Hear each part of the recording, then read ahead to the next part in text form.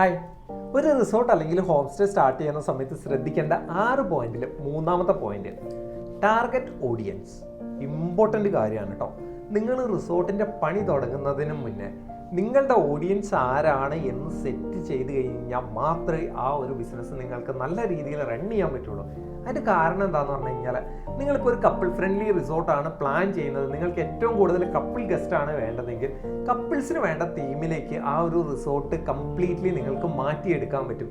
ഇനിയിപ്പോൾ നിങ്ങൾ ബാച്ചിലേഴ്സിനെയാണ് എക്സ്പെക്ട് ചെയ്യുന്നതെങ്കിൽ അവർക്ക് വേണ്ട ഫെസിലിറ്റി നമുക്ക് പ്രൊവൈഡ് ചെയ്യാൻ പറ്റും. ഇനിയിപ്പോൾ ഫാമിലി ഓറിയൻറ്റഡ് ആയിട്ടുള്ള ഒരു തീമിലാണ് നമ്മൾ ചെയ്യുന്നത് എങ്കിൽ കിഡ്സിന് വേണ്ടിയിട്ടുള്ള ആക്ടിവിറ്റീസും അതുപോലെയുള്ള കാര്യങ്ങളാണ് നമ്മൾ അവിടെ ഏറ്റവും കൂടുതലായിട്ട് കൊണ്ടുവരേണ്ടത്. അപ്പം നമ്മൾ നമ്മുടെ ടാർഗറ്റ് ഓഡിയൻസിനെ ഐഡൻറ്റിഫൈ ചെയ്ത് കഴിഞ്ഞാൽ മാത്രമേ അവർക്ക് വേണ്ട ഫെസിലിറ്റീസും ആ ഒരു തീമിലേക്ക് നമ്മുടെ വർക്ക് കഴിയണ സമയത്ത് റിസോർട്ട് കൊണ്ടുവരാൻ നമുക്ക് സാധിക്കുകയുള്ളൂ. സോ ഇമ്പോർട്ടൻറ്റ് കാര്യമാണ് കേട്ടോ ഇത്.